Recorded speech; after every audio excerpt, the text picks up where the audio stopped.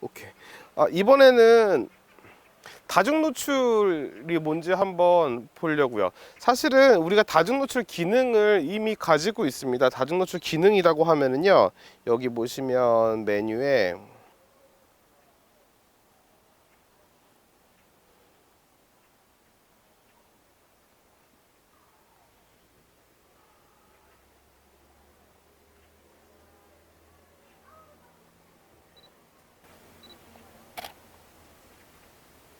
옆으로, 또 옆으로, 뒤로 한 칸.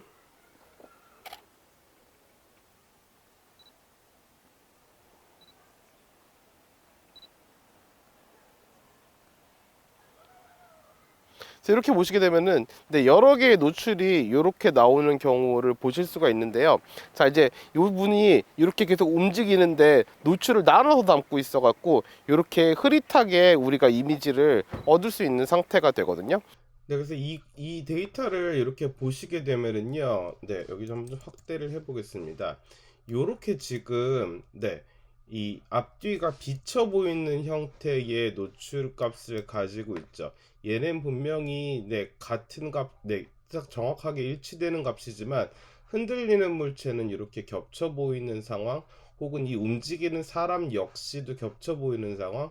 제가 삼각대를 사용한 시츄에이션이어 가지고 지금 이 부분은 계속 멈춰 있는 것처럼 보이기는 합니다만, 네, 다중 노출이라고 하는 것은 이렇게 한 똑같은 사진을, 혹은 어, 결과물로 나와야 되는 데이터의 노출값을, 뭐 지금 제가 아까 나눌 때는 4분할로 나눴어요. 그러니까 네 번으로 나누어서 노출을 지금 주는 방법. 그러니까 같은 사진에 네 번을 연속으로 노출값을 줘서 이렇게 기록을 하게 되는, 네, 이런 것들. 일단 요게 지금 균등하게 네 개가 잡히는 거지만, 사실은 노출값을 수동으로 계산한다면 어떤 거는 더 진하게, 어떤 거는 더 연하게도 사실은 잡을 수 있습니다. 그래서 이렇게 나온 결과를 사실은 우리가 디지털에서의 관용도에 의해서 이렇게 조금씩, 네, 조금씩, 네, 작업을 더 한다면은 뭐 이런 식의 이미지를 얻을 수 있겠지만은, 사실은, 네, 이렇게 이미지를 얻을 필요가 어떤 측면에서는 없는 거거든요. 그런데 제가 조금 더 또렷한 형태의 다중 노출, 사실은 우리가 근본적으로 제일 얻고자 하는 다중 노출일 수 있는 상황을 먼저 한번 만들어 보겠습니다. 실제로는 수동으로 촬영을 할 거예요. 수동으로 촬영을 할 건데, 자, 여기 보시면 이분이 여기 서 계세요. 자, 그리고 네, 초점을, 네, 요렇게 MF로 맞춘 상태로 지금 현재는 초점을 정확하게 이 사람에게 이렇게 맞추고 있는 상태에서, 네, 이렇게 한번 찍어 보겠습니다. 한 칸만 더 오른쪽으로 와볼까? 네, 이렇게 해서 네 장의 사진을 한번 찍어 보겠습니다. 자, 한 칸 더 옆으로, 자, 한 칸 더 옆으로, 한 칸 더 옆으로. 네, 이렇게 네 장의 사진을 찍은 다음에 저희가 스튜디오에 가서 이 사진을 다중 노출 시스템으로 한번 다시 만들어 보겠습니다. 그래서 이렇게 네 장의 사진을 다시 한번 스튜디오에서 보겠습니다. 이렇게 네 장, 방금 촬영했던 이 네 장의 사진을요, 별다른 노출 변화 없이, 혹은 변화를 주기 위해서는 네 장을 같이 변화를 주셔야 돼요. 네 장을 다 같이, 네, 똑같은 동일한 형태에서 노출을 똑같이 움직이는 상황으로 주시던지, 아니면 저는 노출이 변화가 없는 상황을 다시 한번 만들어 보겠습니다. 변화가 없는 상황, 전부 다 원본 값으로. 네.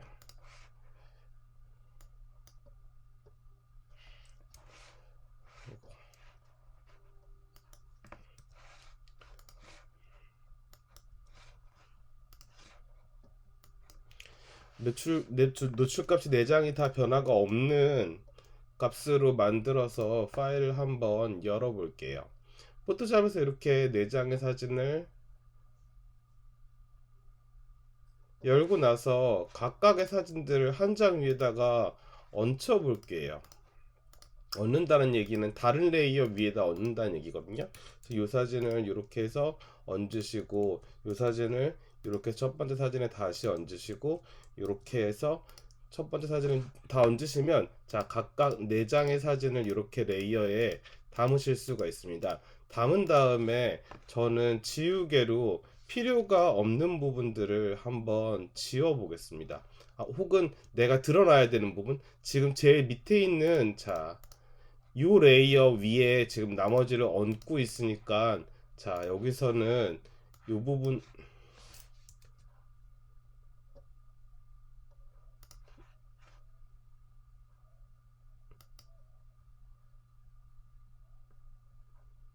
네, 요 레이어의 나머지 부분이 없어지게 되는 거죠.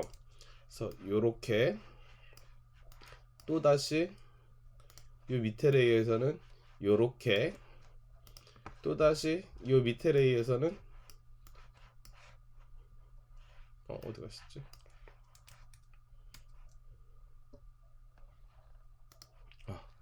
또 그 뒤에서는 요렇게.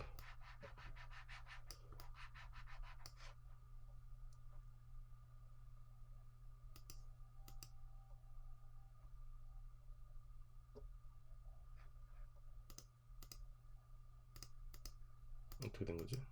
네. 요렇게 된 거네요. 지금 요렇게 돼서 요 레이어에서는 요 부분을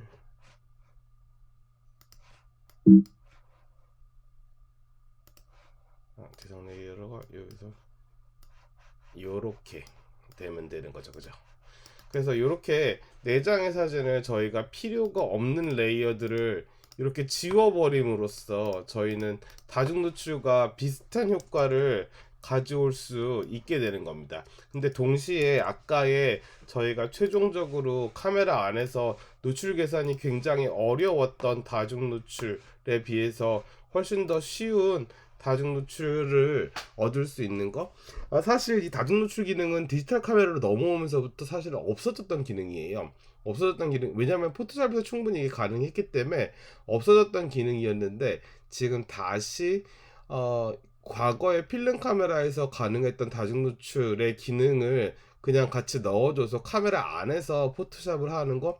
하지만 다중 노출일 때 노출값의 계산을 우리가 나눠서 해야 된다는 거. 그러니까 뭐 예를 들면은 지금 뭐 125분의 1초의 촬영에서 뭐 8 조리개로 촬영을 한다 치면은 우리는 8에 반이면 5.6, 8에 또 5.6에 또 반이면 4.0, 4.0에 또 반이면 1.8. 그래서 1.8로 4번을 촬영해야지 5.6과 똑같은 결과를 얻을 수 있는 거. 그러니까 그 얘기를 다시 얘기하면 우리가 조리개 값으로 노출을 다시 계산해야 된다는 얘기가 됩니다.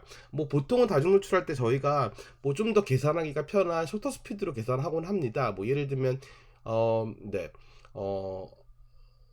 125분의 1초라고 얘기하면은 저희가 그 반이면 60분의 1초고 그 반이면 30분의 1초라서 125분의 1초라고 얘기하면 30분의 1초를, 아니, 최종 결론은 30분의 1초라고 얘기하면은 125분의 1초를 4번 촬영해야 30분의 1초의 결과를 얻게 되는 거죠. 그래서 그런 식의 계산을 하곤 하지만 어쨌든 간에 저희가 최종적인 계산을 하기가 좀 편하게 하기 위해선 저는 사실 포토샵에서 레이어 기능을 활용해서 다중 노출을 촬영하시는 게 좀 더 낫지 않을까 싶은 생각이 듭니다. 혹은 요거에 대한 응용을 다시 한번 해볼게요. 제가 레이어들을 지우고 다시 한번 해보겠습니다. 요 레이어에서, 네, 요 부분, 요 레이어에서 요 부분, 뭐 이런 식으로 4개의 레이어가 다시 쌓였다고 치면은 아까는 사람 4명을 드러나게 만들었지만 거꾸로는 사람이 다 없는 것 같은 형상도 저희가 만들 수 있겠죠. 예를 들면은 여기서 이 사람을 지워내게 되는 거, 여기서 이 사람을 이렇게 지워내게 되고, 다음 레이어에서는 이 사람을 지워내게 되고, 그 다음 레이어에서는 이 사람을 지워내게 돼서 결과적으로는 사진 아래 사람이 각각 하나씩 다 들어있던 레이어들에서 사람이 한 명도 없는 사진을 다시 만들 수도 있다는 겁니다. 그래서 이 레이어와 다중 노출에 의해서 온 레이어의 어떤 그런 개념에 대해서 한번 익히시면은 좋을 것 같아서 이 시간을 마련했습니다.